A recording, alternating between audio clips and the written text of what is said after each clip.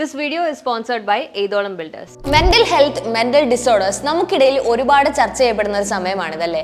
എന്നാൽ ഈ ഒരു ടോപ്പിക്ക് ഒരുപാടധികം മലയാള സിനിമകളിലും ചർച്ച ചെയ്യപ്പെട്ടിട്ടുണ്ട്. പെട്ടെന്ന് പറയുമ്പോൾ നിങ്ങൾക്കൊക്കെ ഓർമ്മ വരുന്നത് നമ്മുടെ മണിച്ചിത്രത്താഴിലെ ശോഭന മാമിന്റെ ക്യാരക്ടർ ആയിരിക്കും അല്ലേ. എന്നാൽ അത് മാത്രമല്ല, ഒരുപാട് സിനിമകളിൽ ഇതുപോലെയുള്ള ക്യാരക്ടേഴ്സ് ഉണ്ട്.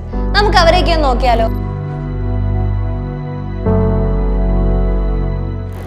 1968 പുറത്തിറങ്ങിയ യക്ഷി മുതൽ നിരവധി സിനിമകളിൽ മാനസിക രോഗങ്ങൾ ചിത്രീകരിച്ചിട്ടുണ്ട്.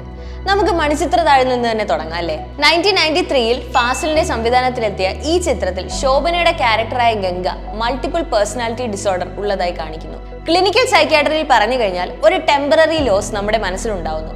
ഓർമ്മകൾ നഷ്ടപ്പെടുന്നു. നമ്മുടെ മൊത്തത്തിലുള്ള പെരുമാറ്റത്തിൽ തന്നെ ഒരു മാറ്റം വരുന്നു. പേഴ്സണൽ ഐഡന്റിറ്റി മറക്കുന്നു. സമയമേത, കാലമേത എല്ലാം കുറച്ച് നിമിഷത്തേക്ക് നമ്മൾ മറന്നു പോകുന്നു. സംസാരിക്കുന്ന ശബ്ദത്തിന്റെ ടോണിലും വ്യത്യാസം വരുന്നു. ഇതൊക്കെയാണ് ഇവർ അനുഭവിക്കുന്ന കാര്യങ്ങൾ. രണ്ടാമത്തത് നോർത്ത് 24 ഘാതം. 2013 ഫഹദ് ഫാസിൽ പ്രധാന വേഷത്തിലെത്തിയ സിനിമയാണിത്. സിനിമ കാണുമ്പോൾ ഫഹദിലുള്ള ഓവർ വൃത്തി നമുക്ക് ചിലപ്പോൾ ഇറിറ്റേറ്റിംഗ് ആവും അല്ലേ. എന്നാൽ ഈ അസുഖത്തിന് OCD അഥവാ ഒബ്സസീവ് കമ്പൽഷൻ ഡിസോർഡർ എന്നാണ് പറയുന്നത്. സിനിമയിലത് ഈ സീൻ ഒന്ന് കണ്ടു നോക്കിയേക്കാം.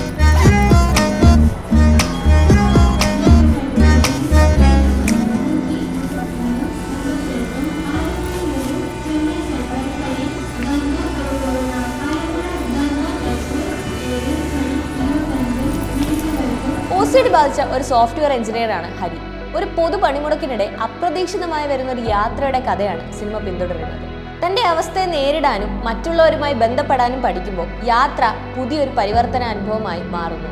ഈ ഒരു അസുഖത്തിൽപ്പെട്ട ആൾക്കാർക്ക് എല്ലാ കാര്യങ്ങളും പെർഫെക്റ്റ് ആയിട്ടായിരിക്കണം ചെയ്യേണ്ടത്. ഒരു കാര്യം ചെയ്യുകയാണെങ്കിൽ അതിൽ തന്നെ 100% അറ്റൻഷനും നൽകുന്നു. മൂന്നാമത്തത് ഹേയ് ജൂഡ്. ആസ്പെർഗർ സിൻഡ്രോം ബാധിച്ച് സാമൂഹ്യമായി കുറച്ച് ബുദ്ധിമുട്ടുള്ള ഒരു ചെറുപ്പക്കാരനാണ് ജൂഡ്. അവന്റെ വൈകാരിക പോരാട്ടങ്ങളാണ് ഈ സിനിമ. സമാന രീതിയിൽ മെന്റൽ ഡിസോർഡർ ഉള്ള തൃഷയുടെ ക്യാരക്ടറിനെ കണ്ടുമുട്ടുന്നു. അങ്ങനെ അത് അവന്റെ ജീവിതത്തെ എങ്ങനെ മാറ്റുന്നു എന്നതിന്റെ ഹൃദയസ്പർശിയായ കഥയാണ് ഈ cinema. Mental health, self acceptance എന്നിവയാണ് സിനിമയുടെ മെയിൻ തീം. സെൻസിറ്റീവ് ആയിട്ടാണ് ഈ തീമുകൾ അവർ പറയുന്നത്. നാലാമത്തത് തന്മാത്ര. അൽഷിമേഴ്സ് രോഗബാധിതനായ രമേശൻ എന്ന സർക്കാർ ഉദ്യോഗസ്ഥനെ കുറിച്ചുള്ള ഒരു ഇമോഷണൽ ആയ സിനിമയാണ് തന്മാത്ര. അദ്ദേഹത്തിന്റെ പടിപടിയായുള്ള മെമ്മറി ലോസും കുടുംബത്തിൽ അതുമായി വരുന്ന പ്രശ്നങ്ങളും സിനിമ വിവരിക്കുന്നു. രോഗം വരുത്തിയ മാറ്റാനാവാത്ത മാറ്റങ്ങളെ നേരിടുന്ന ആ കുടുംബത്തിന്റെ ആഴത്തിലുള്ള വൈകാരിക സിനിമയാണിത്. ഒരുപക്ഷെ നമുക്ക് അത്രയേറെ ഇഷ്ടപ്പെട്ടെങ്കിലും ഒരാൾക്കും റെക്കമെൻഡ് ചെയ്യാത്ത സിനിമയും അതായിരിക്കും അല്ലേ. ഇങ്ങനെ അനവധി സിനിമകളിൽ ഈ ഒരു ടോപ്പിക്ക് സംസാരിച്ചു പോകുന്നുണ്ട്. നിങ്ങൾക്ക് ഇഷ്ടപ്പെട്ട മെന്റൽ ഡിസോർഡർ സംസാരിക്കുന്ന സിനിമ ഏതാണെന്ന് കമന്റ് ചെയ്യൂ. വീഡിയോ ഇഷ്ടപ്പെട്ടാൽ don't forget to like, share and subscribe and wait for part 2.